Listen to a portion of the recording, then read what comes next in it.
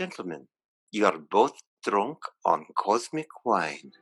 Welcome to the show. I'm Dr. Mark Sylvester. And I'm Dr. Richard Schulman. This is Alt Psych.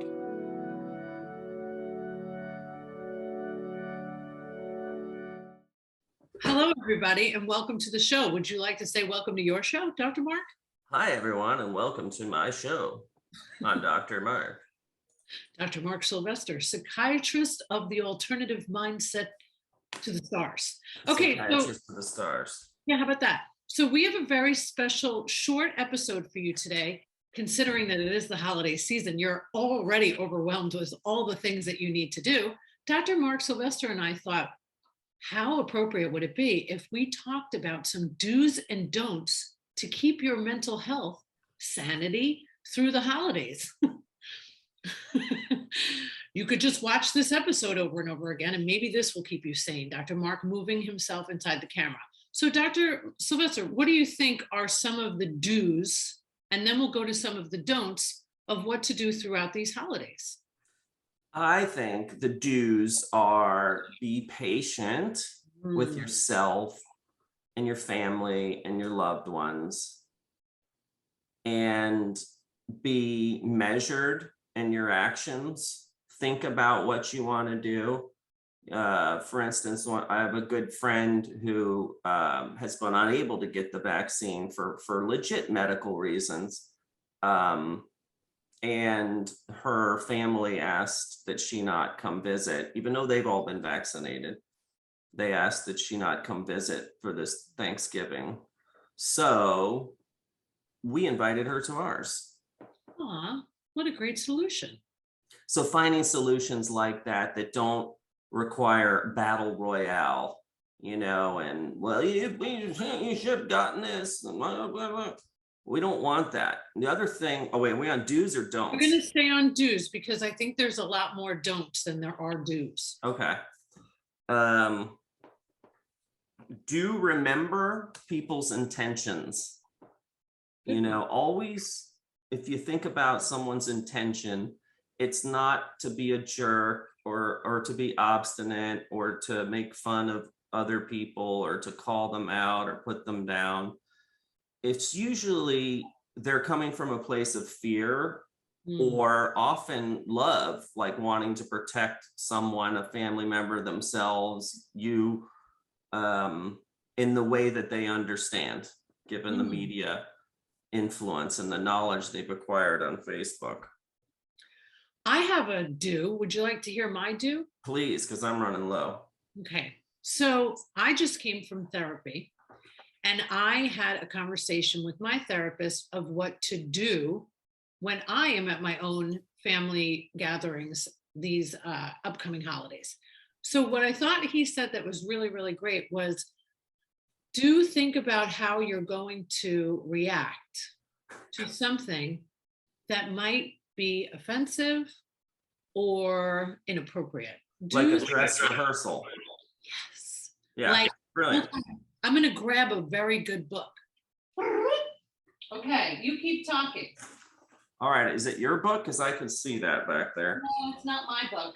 I think it's shameless that you promote other stuff on your channel. With your manic mechanic. This right here. Oh, this? Yeah, that.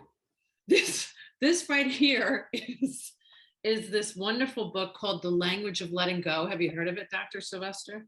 No, but I have a book right here. Oh, wait a minute. It's a mouse pad. I'm sorry.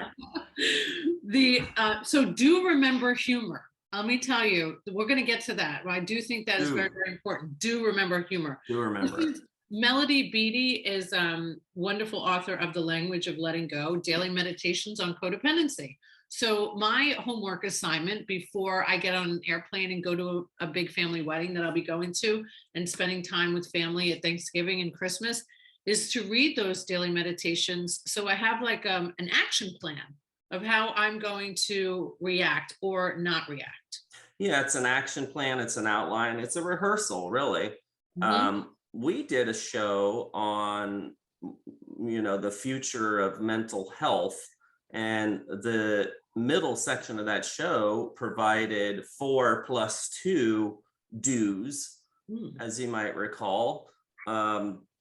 during this time of year. And I think they're more important now than at any point during the pandemic. And the first of the four noble necessities was to remember to daily have gratitude. Take 10 seconds and think of something that day you're grateful for, truly grateful for, and sit and feel that gratitude and let it permeate you.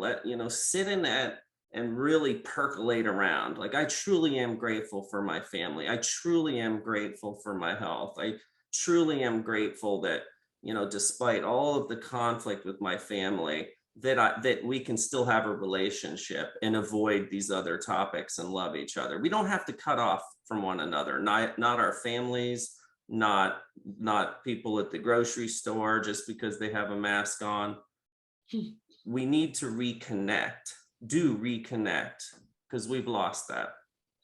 I think you also could add to that you do need to remember that everybody is going through their own struggles. So Absolutely. That's a good one. you like that one? Thanks. I do. I just came from therapy, so really, I'm very well prepared. You're not the only one, sister.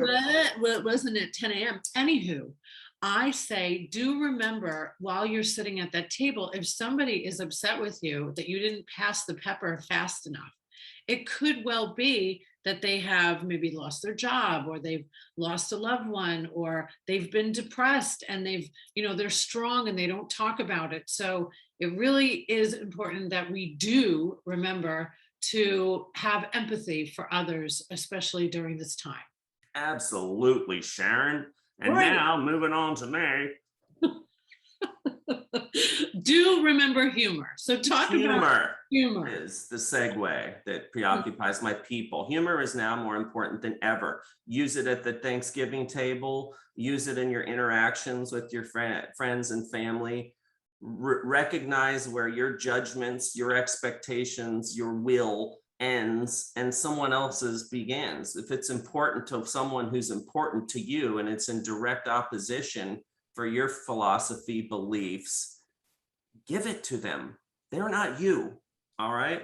So humor can be used to soften or diffuse those interactions. It's a very important one. Like courage. We talked about courage on the show. So the courage to make it through the holiday season without just murdering all of your family and going totally berserk, Yeah. There'd be bodies everywhere. You've got to have the courage to sit in the discomfort. You got to have the courage, if someone else breaks the rules, which we're going to come to, that you can redirect, remove. You have an exit strategy. You have a plan, like you were talking about. I think it's brilliant. And then, of course, the fourth would be service. That's a good do. Do something to take you outside of yourself. Can we get an amen for that one? Amen. So do all of those things. I'll put one in because Dr. Schulman has been so gracious as to let me kind of sit in for this one. Do remember music. Music is wonderful. Music, right, lights up the soul. I just listened to a great podcast with Brene Brown and Willie Nelson and his son, and they created a whole new album through the pandemic, and they played one of their songs, and I felt so filled up, and music really connects people. So do remember that, some music in the background might be a really good opportunity. You can make a playlist, right, of all happy songs, not somber songs, to bring people together. So music that everyone's listening to collectively can serve to unite, right, that moment, which I think the gift that we all have the opportunity on grasping that has come out of this period of isolation and pandemics is the choice to be present now, to be here now in that moment, in that interaction. You and I having this conversation is the most important thing in my world in this second. Me too. There's nothing else coming in. There's no business, there's no family, there's no future, there's no past. Realize the gift of the pandemic is it's extruded you into the moment that you're in now. And that moment for you and I is not only this, but it's recorded for all human history to see eons from now. Eons. I do like that one. We need Now, to talk about what we got to avoid. Unfortunately, we're moving on to the don'ts, and I'm going to hit you up first. Go for it. All right, let's think about what life was like before the, are we allowed to say Amex? Before the, you know what I mean? Before Miss Rona came to town. You avoided talking about hot topic, subjects like politics and religion. I mean, it was kind of understood that if you didn't talk about that, or if you did talk about it Thanksgiving, there was going to be a war, right? And half your family is going to storm off. The other half's going to throw mashed potatoes. The other half's going to say, screw you, I'm never coming back here again. Right. Hopefully not the people that are hosting the party, but there's another item on the list this year that is equally as powerful, and that's we do not talk at all about the pandemic. And the other thing, do not have the TV on. Do not have the TV on, because there will be something about it and it'll polarize the people in the room. It may start a conversation, and you don't want that. This is about family get together, not what's going on in the world, not what's going on outside of your home, not what's going on outside of that moment that you're creating, that sacred giving of thanks moment, what the holiday is supposed to be about. So don't bring up politics, religions, or the pandemics, or anything you saw on Facebook about QAnon. None of that. Yeah, don't bring up vaccines. Do not bring up vaccines. Don't bring up anything. Don't bring up politicians' names. And don't talk about other people. Yep. Because there's still so much to talk about, and that's the stuff that matters. So think about that list of do's that we gave you. It was long. It was good. Pros and cons. There's so many more pros than there are cons. Really, the only thing that you don't have to do is talk about the current state of the world. Just avoid that and talk about gratitude. I love before that you made mention of gratitude. There's one thing that I do at Thanksgiving dinner every year, and it annoys my family to death. I know it, but I know it keeps us all connected. I make everybody go around the table and share what they're grateful for. It's really hard to fight with people when you are sharing gratitude. So that's a perfect combination of the do's and the don'ts at the holiday dinner table. And same is true for Christmas, by the way. Kwanzaa, Chinese New Year, Hanukkah, and well, in my case, my birthday, my dog's birthday, and my wife's birthday, let's be honest. Yeah, there's a lot of celebrations to not talk about the current state of the world. Yeah. Then the other 360 whatever days, let it rip. Just really zing them on Facebook for being a complete bonehead. Right. Don't do that either. Get back to the keyboard warrior. Gandhi said an eye for an eye makes the whole world blind. Is right. Well, I really feel grateful today to be on your show. I really feel I think I'm on your show. Well, it's a little bit of a cross thing. Oh, yes. I'm glad you could come on our show. Alt Psych. Alt Psych. Come on my show, The Doctor Whisperer. Yeah.